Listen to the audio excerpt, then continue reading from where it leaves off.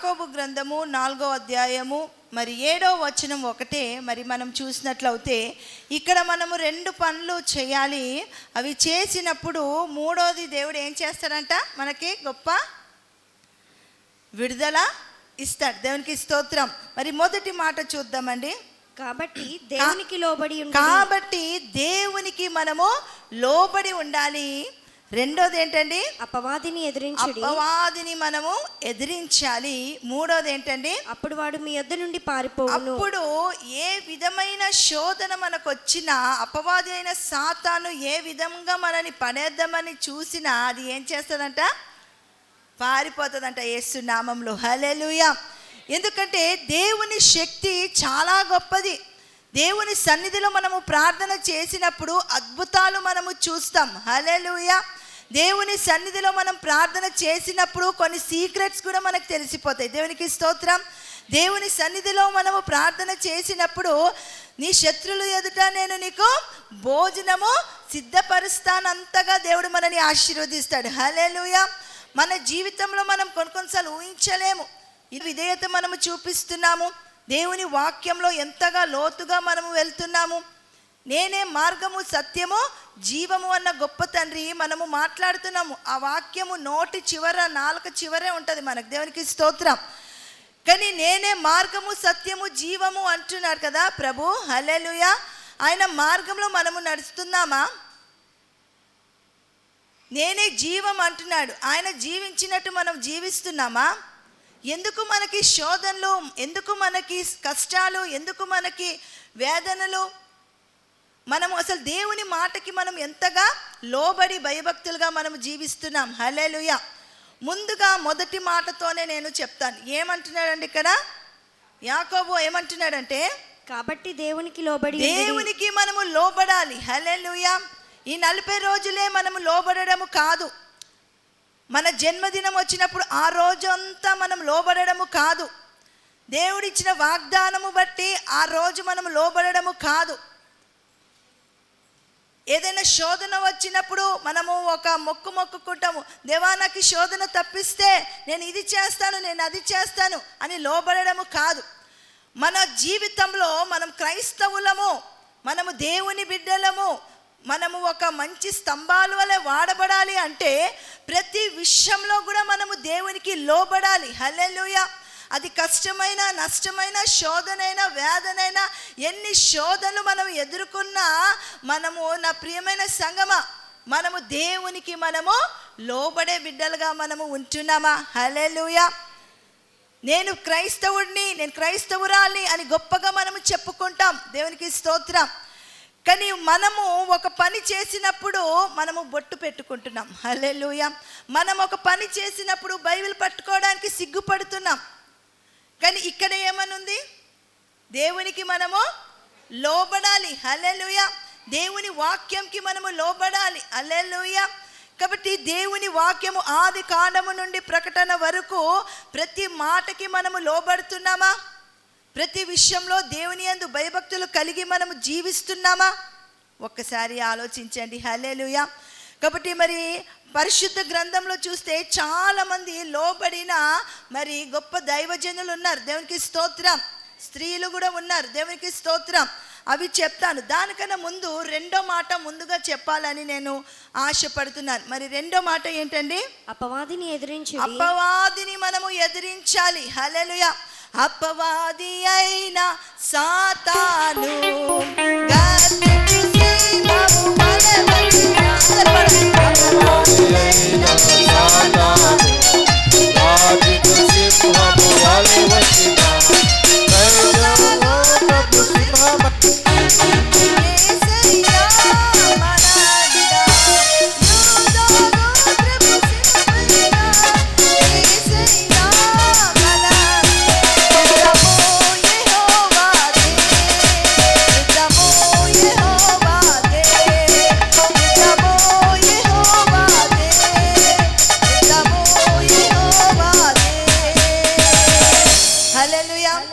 అపవాదిని మనము ఎదిరించాలంటండి. హల్లెలూయా.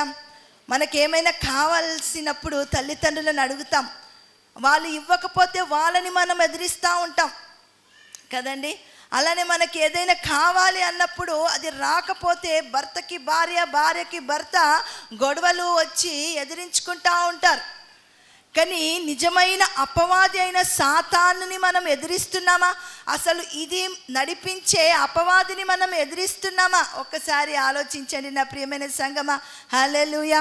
అయితే మరి చూసినట్లయితే సామెతలు గ్రంథము 3వ అధ్యాయము, సామెతలు 3వ అధ్యాయము 34వ వచనము చూద్దామండి. అపహాసకులను ఆయన అపహసించును, అపహాసకులను ఆయన అపహాసించెదను, దీనుని ఎడల ఆయన దయచూపును. ఆమేన్. హల్లెలూయా.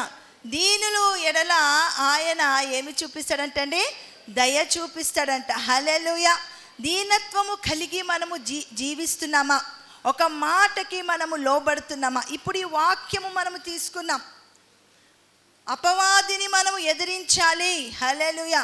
నాకెందుకులే వచ్చే బాధ, నా పనేదో నేను చేసుకొని వెళ్ళిపోతాను కాదు. అపవాది అయిన సాతానుని మనము మరి ఆది కాండంలో చూసినట్లయితే మరి సాతాను తలని ఏం చేశాడంటే దేవుడు చితగ్గొట్టేశాడు. కేవలము తోక ఊపి భయపెట్టిస్తూ ఉంటుందండి. హల్లెలూయా. కాబట్టి ఆ తోక ఊపినప్పుడు మన జీవితంలో మనం ఎంతగా భయపడుతున్నాము? మన జీవితంలో మనము తలగా ఉంటున్నామా, తోకగా ఉంటున్నామా? దేవునికి స్తోత్రం. హల్లెలూయా. దేవుని సన్నిధిలో మనం ఎంత దీనత్వము మనము చూపిస్తున్నాం, దేవుని మాటకి మనము ఎంతగా భయభక్తులు కలిగి మనము ఉంటున్నాం. హల్లెలూయా. ఇక్కడ రెండో మాట మరి చూసినట్లయితే అపవాదిని మనము ఎదిరించాలి. హల్లెలూయా. ఆ ఎదిరించే శక్తి మనలో ఉండాలంటే దేవుని కృప ఉండాలి, దేవుని ప్రసన్నత ఉండాలి, దేవుని ఆత్మ ఉండాలి, ప్రార్థన జీవితము కలిగి మనము ఉండాలి. హల్లెలూయా. ఇవన్నీ ఎప్పుడైతే మనలో ఉంటాయో మనము యేసు నామములో ప్రార్థన చేసినప్పుడు ఆ సాతాను ఏమైపోతుందంట? పారిపోతుంది. దేవునికి స్తోత్రం.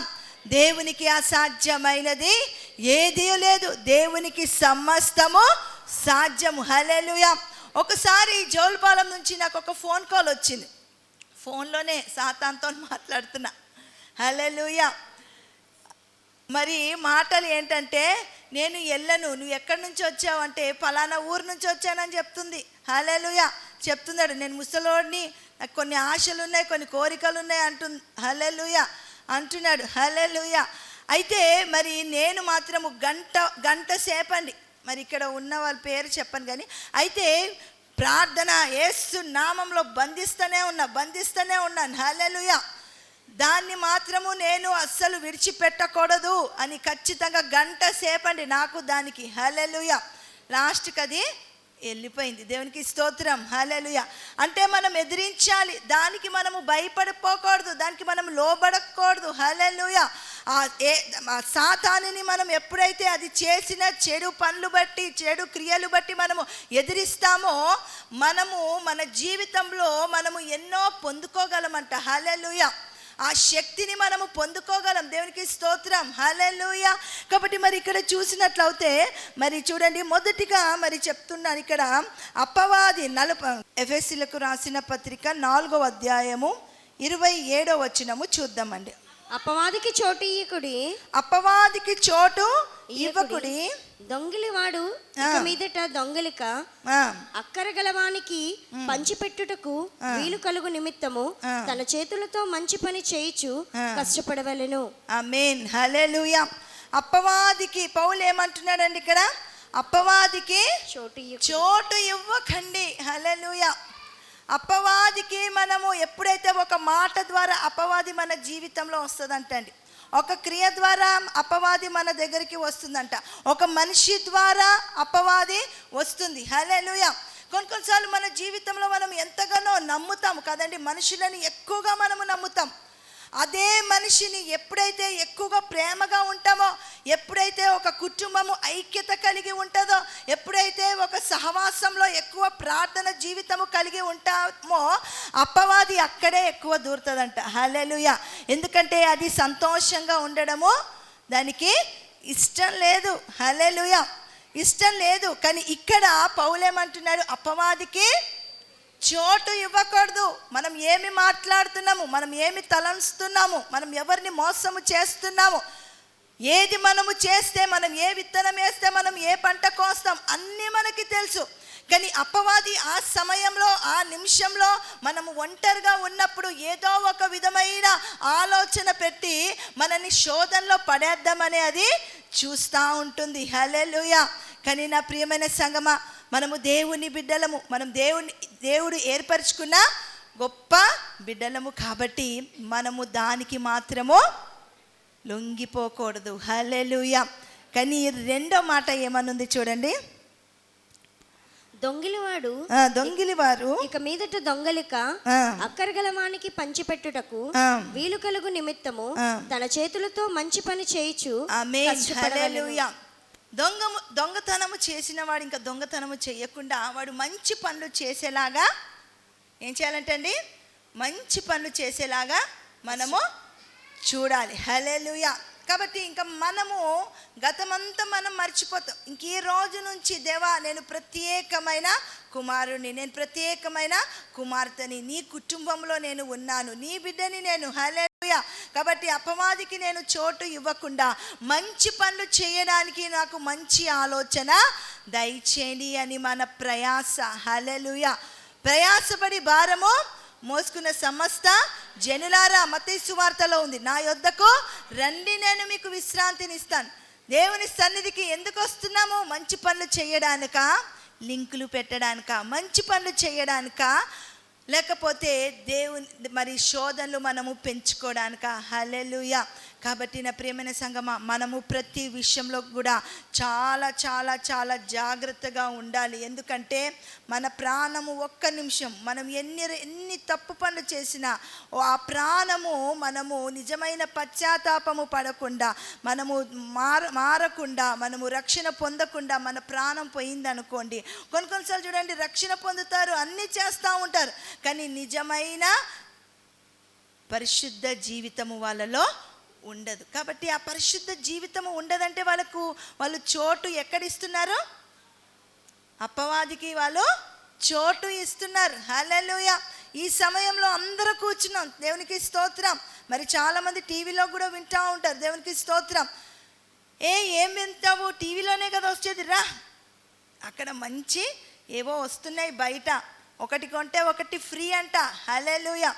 పక్కన కూర్చుంటారు, ఏంటి ఈ చీర చాలా బాగుందే, ఎక్కడో కొన్నావు? మరలు ఇంకొకళ్ళు అంటారు, మంచి ఏం కూర చేసావు? నేను మటన్ చేసాను, నువ్వు చికెన్ చేసావా, చేప చేసావా? హల్లెలూయా. అంటే అలాంటి అపవాదులకు మనము ఏమి ఇవ్వకూడదు? చోటు ఇవ్వకూడదు. హల్లెలూయా. కాబట్టి మరి ఇక్కడ చూసినట్లయితే రోమిలకు రాసిన పత్రిక 13వ అధ్యాయము, రోమిలకు రాసిన పత్రిక 13వ అధ్యాయము 14వ వచనము మరి చూద్దామండి.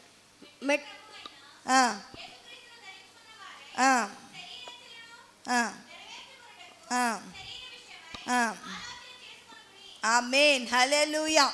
మనము దేన్ని ధరించుకోవాలంటే అండి, దేవుణ్ణి మనము ధరించుకోవాలి. హల్లెలూయా. దేవుడి ఆజ్ఞల్ని మనము ధరించుకోవాలి, దేవుడి చిత్తంని మనం ధరించుకోవాలి. హల్లెలూయా. ఈరోజు మనం ఒక బట్ట ధరించుకొని ఉంటాం, లేకపోతే కొన్ని నగలు ధరించుకొని ఉంటాం, కానీ దేవుని కృప మనకి జీవితాంతము ఉండాలంటే దేవుని మాటలు మనము ధరించుకోవాలంట. హల్లెలూయా. దేవుని మాటలు ఎప్పుడైతే మనము ధరించుకుంటామో ఏ అపవాది కూడా మనని పడేద్దామని చూడదు. హల్లెలూయా. కాబట్టి మన జీవితంలో మరి యోబు జీవితంలో మరి చూసినట్లయితే యోబు చుట్టూ కూడా ఒకటి ఉందండి, ఏంటంటే దేవుని కంచె. హల్లెలూయా. ఎందుకంటే యోబుని చాలా శోధించింది. హల్లెలూయా. అటు భార్య, పిల్లలు అందరినీ, కానీ యోబు ప్రాణం మాత్రం ఏమీ చెయ్యకూడదు అని అన్నాడంట దేవుడు. దేవునికి స్తోత్రం. కాబట్టి ఆ యోబు చుట్టూ కూడా ఒక కంచె. దేవునికి స్తోత్రం. కాబట్టి నా ప్రియమైన సంగమా, మన చుట్టూ కూడా దేవుని కంచె ఉన్నదా?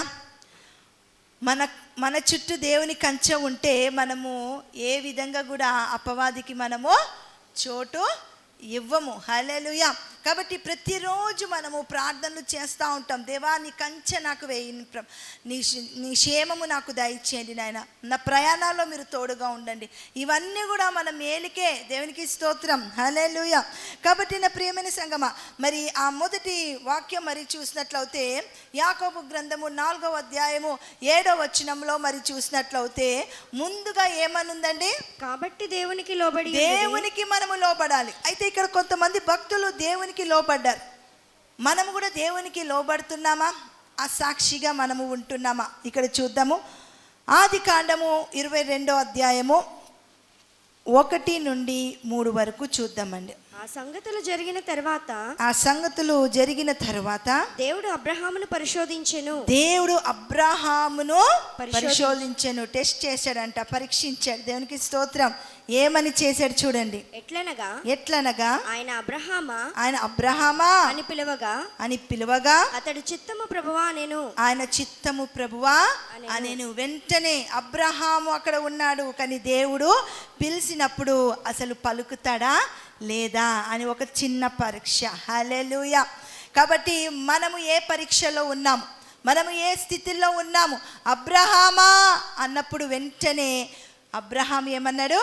చిత్తము ప్రభువా అన్నాడు. దేవునికి స్తోత్రం, హల్లెలూయా. మన పనంతా అయిపోయాక ఎవరైనా మనని పిలిచారనుకోండి, ఓ ఎందుకు తలకాయ నొప్పి అని మనం కనీసము కొన్నిసార్లు ఫోన్లు కూడా ఎత్తాము, కొన్నిసార్లు పిలిచిన విననట్టు చేస్తూ ఉంటాము. హల్లెలూయా. ఇంకా అబ్రహాముకి మరి కావలసిన మరి సంతానం దేవుడు ఇచ్చాడు కదా, ఇంకెందుకు నా కొడుకుని ఇచ్చేసాడు కదా, దేవుడితో నాకు పనేముంది అని అక్కడ మాత్రము అనలేదు. ఎందుకంటే ఇక్కడ మొదటి వాక్యంలో ఏమనుంది? దేవునికి మనము లోబడాలి. ఇక్కడ అబ్రహాము దేవునికి ఖచ్చితంగా లోబడ్డాడండి. హల్లెలూయా. మరి ఇంకా ఏమన్నాడు చూడండి. 2 అప్పుడు ఆయన నీకు ఒక్కడై ఉన్న నీ కుమారుని అనగా నీవు ప్రేమించు ఇస్సాకుని తీసుకుని మోరియా దేశమునకు వెళ్ళి అక్కడ నేను నీతో చెప్పబోవు పర్వతములలో ఒక దాని మీద దహన బలిగా అతన్ని నర్పించుమని చెప్పెను.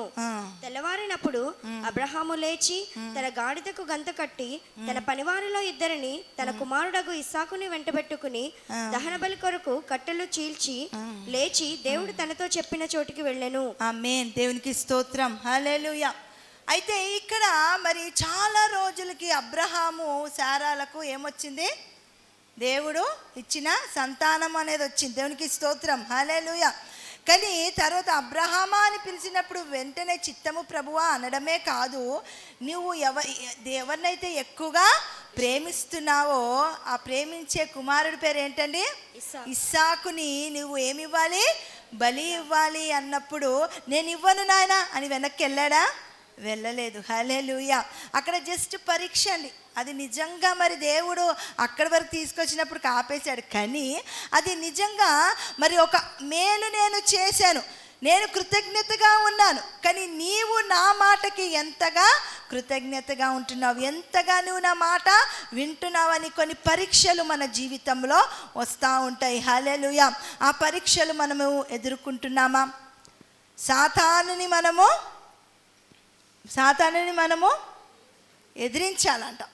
మన పరీక్షలని మాత్రము మనము సహించి దేవుని చిత్త ప్రకారము మనము జీవించాలి. దేవునికి స్తోత్రం, హల్లెలూయా. కాబట్టి అబ్రహాము మాత్రము వెంటనే ఏమన్నాడు? ప్రభు పిలిస్తే చిత్తము ప్రభువా. కాబట్టి నా ప్రియమైన సంగమా, మనకి అయిపోయింది, ప్రార్థన చేశాం కదా, ఇంకా ఈ 40 రోజులు అయిపోయాక ఒక మేలు మీ జీవితంలో ఖచ్చితంగా దేవుడు ఇవ్వబోతున్నాడు. ఉద్యోగాలు కావాల్సిన వాళ్ళకి ఉద్యోగాలు, ఇంకా గర్భఫలాలు కావాల్సిన వాళ్ళకి గర్భఫలాలు. అయితే ఏదో వచ్చేస్తాయని కాదు, మీరు వేసిన ప్రతి మంచి విత్తనం బట్టే మీరు ఆ పంటని కోసుకుంటారు. దేవునికి స్తోత్రం, హల్లెలూయా. కాబట్టి మనము కూడా ఒక దేవుడు మేలు చేశాక మరలా మనని దేవుడు పిలిస్తే మనము కూడా ఏమనాలి? చిత్తము ప్రభువా. హల్లెలూయా. అలానే మరి ఇక్కడ చూసినట్లయితే ఆదికాండం వెళ్ళిపోండి. అదే ఆదికాండం వెనక్కి 31వ అధ్యాయము 11వ వచనం చూద్దామండి. మరియు ఆ స్వప్నమందు దేవుని దూత యాకోబు అని నన్ను పిలవగా చిత్తము ప్రభువా అని చెప్పి తిని. ఆమేన్, హల్లెలూయా. యాకోబుని కూడా ఎవరు పిలిచారండి? ఒక దేవ దూత పిలిచినప్పుడు వెంటనే యాకోబు ఏం చేశాడు? చిత్తము ప్రభువా అన్నాడు. హల్లెలూయా. యాకోబు జీవితంలో కూడా దేవుడు ఎన్నో మేలు చేశాడు. ఇంకా మేలు అయిపోయాక దేవుడిని వదిలేశాడా? లేదు. హల్లెలూయా. వెంటనే చిత్తము ప్రభువా. హల్లెలూయా. మరి మనము కూడా అలాంటి విధమైన కృతజ్ఞత కలిగి మనము జీవిస్తున్నామా? నేను చెప్తున్నానండి, ఈ లోకంలో మనము ఏది విత్తుతామో ఆ పంటని మనము కోస్తాం. కానీ అపవాది మాత్రము, నేను ఖచ్చితంగా చెప్తాను, ప్రతి కుటుంబంలో, మా కుటుంబంలో కూడా మనము కరెక్ట్గా ఉండకపోతే అపవాది ఏదో ఒక విధంగా దూరిపోతూ ఉంటుంది. అది దూరిపోయినప్పుడు దాన్ని మనము ఎదిరించే శక్తి మనకు ఉండాలంటే ప్రతి నిమిషము కూడా మనం ఏం చేయాలి? ప్రార్థన చేయాలి. హల్లెలూయా. అక్కడ ఆదికాండము 1వ అధ్యాయం 1వ వచనంలో ఏమనుంది? దుష్టుల ఆలోచన చెప్పున నడవక, పాపుల నిలవక, అపహాసకులు కూర్చుండగా, దివారాత్రులు ధ్యానించు వాళ్ళు ధన్యులు. హల్లెలూయా. ఇప్పుడు ఎవరు ధన్యులు చెప్పండి? దివారాత్రులు. అమ్మ మాకు ఉద్యోగం వద్దండి, మాకు ఇంకేం వద్దండి కాదు. హల్లెలూయా. దివారాత్రులు అంటే మనం ఎక్కడ ఉంటే అక్కడ ప్రభువుని మనము స్తుతించాలి. ఎక్కడ ఉంటే మనము మనకు ఏ అవసరం ఉంటే కొన్నిసార్లు ఆ టెన్షన్కి ఫోన్లు చేసి వాళ్ళని వీళ్ళని అడుగుతాం. ఆ ఫోన్ చేసే ముందు మనం ఏం చేయాలంటే ఫస్ట్ దేవుణ్ణి ప్రార్థన చేయాలి. దేవా, నేను ఈ ఫోన్ కాల్ చేస్తున్నాను, అసలు నీ చిత్తము ఏంటి అని మనము ప్రార్థన చేసినప్పుడు ఆయన చిత్తం అయితే అక్కడ ఫోన్ ఎత్తుతారు. లేదు, అక్కడ ఏదైనా కీడు జరిగితే వాళ్ళు ఫోను ఎత్తరు. హల్లెలూయా. కాబట్టి నా ప్రియమైన సంగమా, ప్రతి విషయంలో కూడా ఆయన యందు మనము భయభక్తులు కలిగి మనము జీవించాలి. మరలా ఇంకొక మోషే విషయంలో కూడా చూద్దాము. నిర్గమకాండము 3వ అధ్యాయము 4వ వచనం. దానిని చూచుటకు అతడు ఆ తట్టు వచ్చుట యెహోవా చూచెను. దేవుడు ఆ పదనడిమ నుండి మోషే మోషే అని అతన్ని పిలిచెను. అందుకతడు చిత్తము ప్రభువా నేను. ఆమేన్. హల్లెలూయా. ఇక్కడ మోషే విషయంలో కూడా మరలా దేవుడు ఏమంటున్నాడు?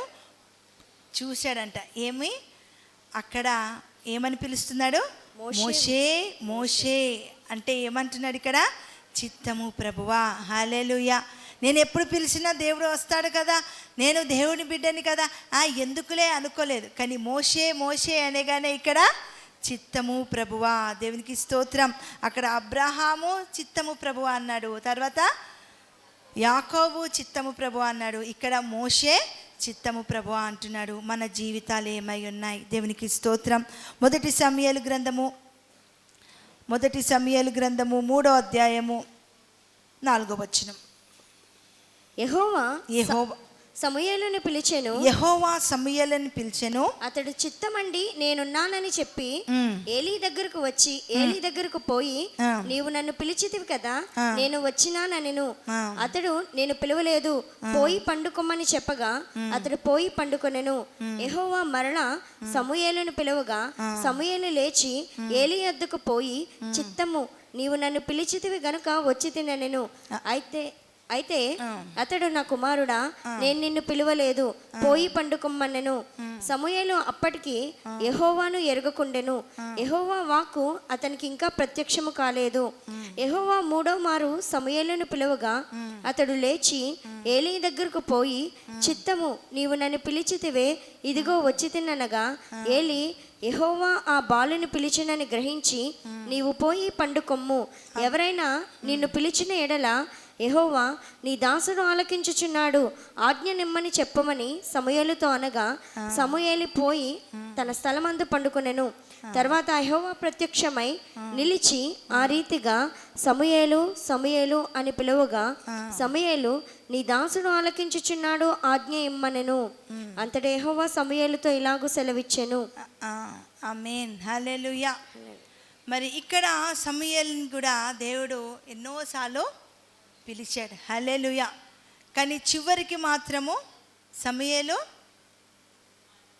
ఆలకించాడు. దేవునికి స్తోత్రం. కాబట్టి అంటే నేను ఇక్కడ అబ్రహాము వెంటనే పలికాడు, యాకోబు వెంటనే పలికాడు, మోషే వెంటనే పలికాడు. కానీ మరి సమూయేలు విషయంలో మరి చూసినట్లయితే కొంచెము సేపు ఆలస్యము జరిగాక తరువాత మరి దేవుణ్ణి ఏమన్నాడు? చిత్తము ప్రభువా. హల్లెలూయా. అంటే నేను ఎందుకు చెప్తున్నానంటే అన్ని ఆత్మలు ఒకలాగా ఉండవు. దేవునికి స్తోత్రం. ఒక కుటుంబంలో నలుగురు ఉంటే నాలుగు ఆత్మలు డిఫరెంట్గా ఉంటాయి. ఒకళ్ళు భక్తి ఎక్కువ ఉంటుంది, ఒకళ్ళు ఒక్కొక్కటిగా ఉంటుంది. దేవునికి స్తోత్రం. కొంతమంది దశమ భాగం ఇవ్వడంలో నమ్ముతారు, కొంతమంది దశమ భాగము ఇవ్వకపోయినా ఖచ్చితంగా చర్చికి రావాలని ఇంకొకరు నమ్ముతారు. ఈ రెండు లేని వాళ్ళు ఏం చేస్తారంటే ఇంట్లో ప్రార్థన చేసుకుంటే చాలు అంటారు. నాలుగో వాళ్ళు ఏమంటారంటే సంపూర్ణ ఆశీర్వాదము మనకి కావాలంటే అన్నీ కూడా మనము దేవునికి చెయ్యాలి అనుకుంటారు. హల్లెలూయా. కాబట్టి నేనంటాను ఏంటంటే అన్ని ఉద్యోగాల కన్నా పాస్టర్ ఉద్యోగం చాలా కష్టం. మొన్న మా కుటుంబంలో ఒక ఆమె ఫోన్ చేసి ఏంటి అంటే ఇగో జాబ్ నుంచి నేను వెళ్ళిపోతున్నాను అంది. అబ్బా పొద్దున్న వెళ్ళి ఇప్పుడు వచ్చేస్తామా? వెళ్ళి వచ్చేస్తాను. హల్లెలూయా. నీకేముంది అసలు హ్యాపీగా ఎప్పుడంటే అప్పుడు ఉంటే మీటింగ్కి వెళ్తావు, లేకపోతే పడుకుంటావు అంది. అప్పుడు నేను అన్నాను నీకు ఒక రోజులో కొన్ని గంటలు పని, నెలకి ఇంత జీతం. దేవునికి స్తోత్రం. కానీ నేను ఒక్క రోజులో మరి ఎవరింటికి వెళ్ళాలో తెలీదు, వెళ్ళినప్పుడు ఎవరి ఉద్దేశాలు ఎలాగా ఉంటాయో తెలీదు, ఎవరి ఆలోచనలు ఎలాగా ఉంటాయో తెలీదు. కాబట్టి నా ప్రియమైన సంగమా, మామూలు ఉద్యోగం కన్నా పాస్టర్ ఉద్యోగం అనేది చాలా కష్టం. ఎందుకంటే ముగ్గురు ఆలోచనలు ఒకలాగా ఉండవు. కానీ ఒక మామూలు ఉద్యోగం చేసుకుంటే ఏదో ఉద్యోగం చేసుకొని నెలకి సంపాదిస్తారు. కానీ ఈ ఉద్యోగము చేయాలంటే వెనకాల ఒక శక్తి ఉండాలి. ఏమి శక్తి అంటే అది ప్రార్థన శక్తి. హల్లెలూయా. ఇప్పుడు ఈ భక్తులు ఎలాగైతే చిత్తము ప్రభువా అన్నారో అలానే ప్రభువు ఎప్పుడు పిలిచినా పలికే శక్తి ఒక సేవకురాలికి ఉండాలి. హల్లెలూయా. లెగో ఇప్పుడు ప్రార్థన చేసే సమయం. కొన్నిసార్లు మా జీవితంలో కూడా మా 3ంటికి అయ్యగారు కొన్నిసార్లు 2ంటికి అలాగ చూస్తే ప్రార్థన చేస్తూ ఉంటారు. నేను మంచి స్లీప్లో ఉంటాను. ఎందుకు అంటే ఏమో నాకు ప్రేరేపణ కలుగుతుంది ప్రార్థన చేయాలని అంటారు. ఓహో అంటే ఓకే, ఇది ఎవరి కార్యము? దేవుని కార్యం. దేవుడు పిలిచాడనమాట. ఓహో లెగు, నువ్వు ప్రార్థన చెయ్యి. దేవునికి స్తోత్రం. ఒకసారి అయ్యగారు అన్నారు, నేను ఒక మనిషి గురించి ఎక్కువగా ప్రార్థన చేస్తున్నాను, ఎందుకో చేసిన ప్రార్థనే చేస్తున్నాను. మరుసటి రోజు చూస్తే మరి ఆ మనిషే మరలా ఫోన్ చేసి మరి ఎందుకో ఒక సమస్య నిమిత్తము ప్రార్థన చేపించుకున్నప్పుడు దేవుడు మరి ముందే నాతోని ఈ కుటుంబం గురించి ఫలానా వ్యక్తి గురించి నాతోని మాట్లాడాడు. హల్లెలూయా. అంటే ముందుగానే ఆ కుటుంబం గురించి బాగా ప్రార్థన చేస్తున్నారు. మరలా మనిషి ఫోన్ చేసినప్పుడు ప్రార్థన చేసినప్పుడు సాయంత్రం మరలా ఎందుకో నాకు అది గుర్తు రావట్లేదు కానీ ఫోన్ చేసి అయ్యగారు ఫలానా మీరు ఫోన్ చేశారు, నాకు అద్భుతము జరిగింది. చప్పట్లు కొట్టి దేవుని స్తుతించారు. హల్లెలూయా. అంటే దేవుని పిలుపు ఎప్పుడైతే ఉంటుందో, దేవుడు ఎప్పుడైతే మనని పిలుస్తాడో మనం ఏమనాలంట? చిత్తము ప్రభువా. ఎప్పుడు ఏ మధ్యరాత్రి మిమ్మల్ని లేపి ప్రార్థన కొన్నిసార్లు నిద్ర పట్టట్లేదు అని కొట్టుకుంటారు. అది కాదండి, దేవుడు లేపుతున్నాడు మిమ్మల్ని. హల్లెలూయా. ఏదో శోధన తప్పించడానికి ప్రార్థన చెయ్యి అని. హల్లెలూయా. అలానే ఇక్కడ కూడా మరి ఎంతో మంది జీవితంలో ఎన్నో అద్భుతాలు దేవుడు జరిగిస్తున్నారు. రోమిలకు రాసిన పత్రిక 16వ అధ్యాయము 20వ వచనము మరి చూసినట్లయితే, సమాధానకర్త అయిన దేవుడు సాతానుని మీ కాళ్ళ క్రింద శీఘ్రముగా చితక త్రొక్కించును. ఆమేన్. హల్లెలూయా. మన దేవుడు ఏమి దేవుడు అంటండి? సమాధాన కర్త అయిన దేవుడు మన దేవుడు. హల్లెలూయా. ప్రతి విషయంలో ఆయన సమాధానం ఇస్తాడు. హల్లెలూయా. కొన్నిసార్లు కుటుంబంలో సమాధానం ఉండదు, ఐక్యత ఉండదు, ప్రేమ ఉండదు. హల్లెలూయా. ఆ సమాధానము కలిగి మనము కుటుంబంలో ఎప్పుడైతే ఉంటామో, సమాధానము కలిగి మనం ఎప్పుడైతే ప్రార్థన చేస్తామో, సమాధానము కలిగి మనం ఎప్పుడైతే జీవిస్తామో, సమాధానముతోని మన జీవితాలు ఎప్పుడైతే మనము ముందుకు సాగుతామో, సమాధానముతోని మనం ఎప్పుడైతే ఒక పాట పాడతాం, పాట పాడినప్పుడు కూడా సమాధానాలు ఉండరు. చూడండి, ఒకరికి ఒక పాట ఇష్టం, ఒకరికి ఒక పాట ఇష్టం, కానీ ఏదో పాడుతున్నారు కదా అని ఏమంటారు పాడుతూ ఉంటారు. హల్లెలూయా. అలా కాదండి, మనం ఏది చేసినా సమాధానముతోని చేసినప్పుడు, కానీ ఆ సమాధానం ఇచ్చేవాడు ఎవరు? దేవుడు. హల్లెలూయా. కాబట్టి మన జీవితంలో, మన జీవిత కాలం అంతా కూడా ఆయన కృపాక్షేమములు మన వెంట రావాలంటే మనము చిరకాలము దేవుని మందిరంలో నివాసము చేయాలి. నిజమే, ఈ మాట చాలామంది నమ్ముతారు, ఇది నమ్మాలి కూడా. ఎందుకంటే పరిశుద్ధ గ్రంథంలో ఉంది, చిరకాలము దేవుని మందిరంలో మనము ఎలాగ ఉండాలి, ఎలాగ నివాసము చేయాలి? సమాధానముతోని నివాసం చేయాలి. ప్రార్థన చేసినప్పుడు సమాధానముతోని మనము ప్రార్థన చేయాలి. హల్లెలూయా. అప్పుడు మన శత్రువులని ఏం చేస్తాడంటే అండి దేవుడు, మన కాళ్ళతోనే చితగ్గొట్టేలాగా శక్తిని ఇస్తాడంట. హల్లెలూయా. కాబట్టి లోకంలో ఏదో అనుకోకండి, మనలోనే ఉంది ఒక దేవుని శక్తి. హల్లెలూయా. కాబట్టి ఏ విధమైన ఆ సాతాను శక్తులు మనకు ఎదురైన ఆ సాతాను శక్తులను ఏం చేస్తాడంటే దేవుడు ఎలాగ చితగ్గొట్టిస్తాడంటే మనతోని మన కాలు ద్వారా చితగ్గొట్టిచ్చేస్తాడంట. దేవునికి స్తోత్రం. హల్లెలూయా. కాబట్టి నా ప్రియమైన సంగమా, మనము కాళ్ళ ద్వారా మన సాతాన్ని చితగ్గొట్టాలి. మనము చేసిన ప్రార్థనలకి దేవుడు జవాబు ఇవ్వాలి. మన ప్రతి కన్నీటికి ఆయన నాట్యము చేయాలి. మనం ఈ 40 రోజులు చేసే ప్రార్థనకి జవాబు ఇవ్వాలి. మనం వేసిన ప్రతి మంచి విత్తనంకి గొప్ప ప్రతిఫలము రావాలంటే ప్రత్యేకంగా భార్య భర్తల మధ్యలో కానివ్వండి, కుటుంబంలో కానివ్వండి, సహవాసంలో కానివ్వండి, మనలో కావాల్సింది ఏంటండి? సమాధానము. అది ఇచ్చేవాడు ఎవరు? దేవుడే. హల్లెలూయా. కాబట్టి మనం ప్రార్థన చేసినప్పుడు, దేవా నాకు ఈరోజు చికెన్ కావాలి, నాకు ఈరోజు మటన్ కావాలి, నేను ఇంత డబ్బులు పెట్టి చీర కొనుక్కోవాలి, నాకు ఆ స్థలము కొనుక్కోవాలి, నాకు ఆ ఇల్లు కావాలి, నాకు ఆ రెంట్ కావాలి, ఆ రెంట్ హౌస్ కావాలి అని చేస్తున్నాము కదా. ఇవన్నీ చేసే బదులు మన ప్రార్థన దేవుని సన్నిధికి ధూపము వలె చేరాలంటే మనం ఏం చేయాలండి? సమాధానము కలిగి మనము ఉండాలి. హల్లెలూయా. సమాధానము కలిగి మనం ఎప్పుడైతే ఉంటామో మన ఆశీర్వాదాలు మనని వెతుక్కొని వస్తాయంట. దేవునికి స్తోత్రం. కాబట్టి దేవుడు మనని ఎప్పుడు కూడా విడిచిపెట్టాడు. ఆయన నేను నిన్ను విడువను ఎడబాయను అన్న గొప్ప శక్తి గల దేవుడు మీకు తోడు ఉండగా ఇంకా మీకు విరోధి ఎవరు? హల్లెలూయా. మన విరోధిని మనమే తెచ్చుకుంటున్నామంట. దేని ద్వారా తెచ్చుకుంటున్నామండి? మన నోటి మాట, నాలుక ద్వారా తెచ్చుకుంటున్నాము. హల్లెలూయా. మన ప్రవర్తన ద్వారా మనము తెచ్చుకుంటున్నాము. కాబట్టి ఎవరికి మనము చోటు ఇవ్వాలి? ముందు వాక్యంకి వచ్చేయండి. మళ్ళీ దేవునికి లోబడి ఉండి దేవునికి మనము చోటు, అంటే దేవుని మాటకి మనము లోబడాలి. అపవాదిని మనము ఎదిరించాలి. అనవసరమైన ఎదిరించడము కాదండి.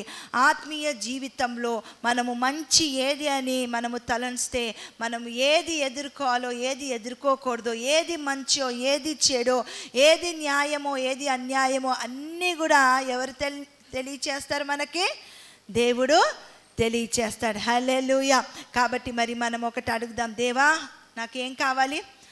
మన శత్రువులని మనము మన కాళ్ళతోని చితగ్గొట్టాలంటే మనలో ఏముండాలి? సమాధానం. హల్లెలూయా. ఆ సమాధానం ఇచ్చేవాడవు నీవే ప్రభువా. సమాధానం ఉండాలంటే మనము ఒకరితో ఒకరు మనము ఏం చేయాలి? మాట్లాడుకోవాలి, తగ్గించుకోవాలి, మంచి సహవాసంలో ఉండాలి, మంచి ఆలోచన కలిగి మనము జీవించినప్పుడు మరలా యాకోబు 4వ అధ్యాయము 7వ వచనము 3వ మాట చూద్దాం. 3వ మాట, అప్పుడు ఏమవుతుందంటే అండి, అప్పుడు వాడు మీ యొద్ద నుండి పారిపోవును. ప్రతి శోధన కూడా మన యొద్ద నుండి పారిపోతుంది. హల్లెలూయా. కాబట్టి మనలో చూసినప్పుడు ఒక ప్రత్యేకమైన దేవుని శక్తిని మనుషులు చూడాలి. మనలో చూసినప్పుడు ఒక ప్రేమని చూడాలి. మనలో చూసినప్పుడు ఒక శాంతి, సమాధానం, నెమ్మదిని, ఐక్యతని, వాళ్ళు తగ్గింపుని మనలో చూసినప్పుడు అలాంటివి ఎన్ని వచ్చినా మనం ఎదుర్కొనే శక్తి ఎవరిస్తారు? మన దేవుడిస్తాడు. హల్లెలూయా. యేసయ్య నామములో శక్తి ఉన్నదయ్యా, శ్రీ యేసయ్య నామములో శక్తి ఉన్నదయ్యా, యేసయ్య నామములో శక్తి ఉన్నదయ్యా, శ్రీ యేసయ్య నామములో శక్తి ఉన్నదయ్యా.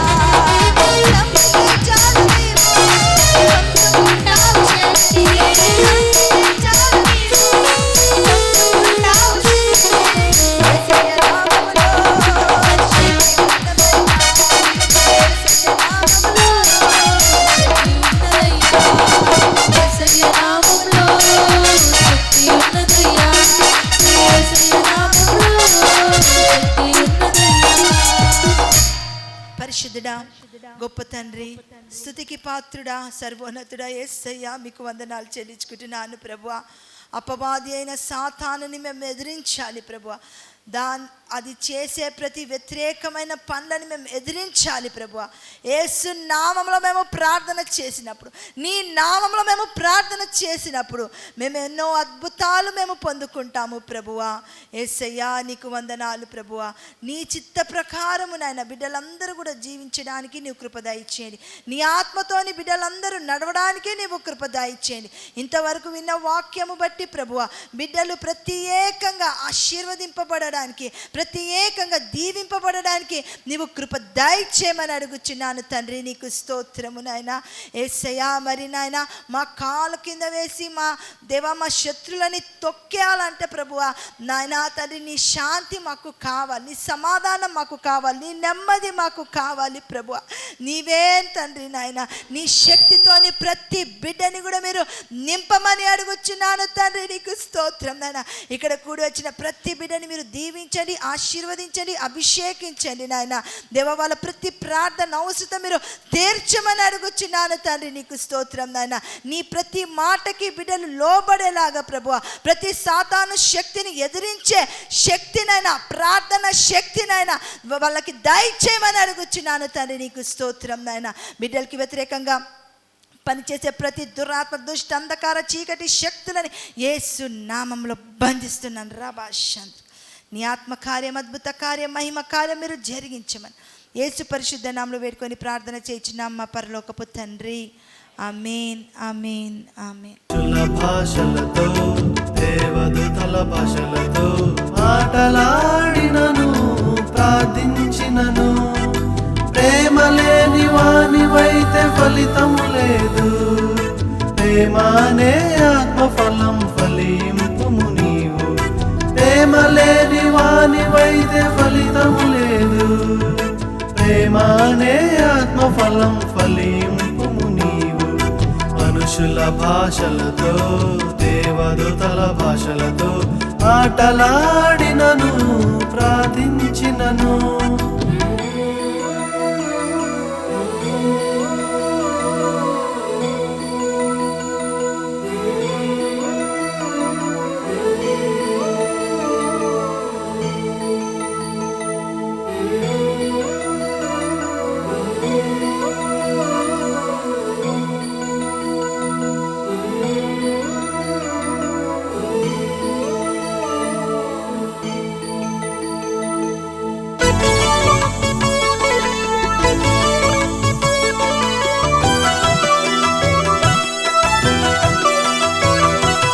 ప్రవచించు కృపావరము కలిగి ఉన్నను, గొప్ప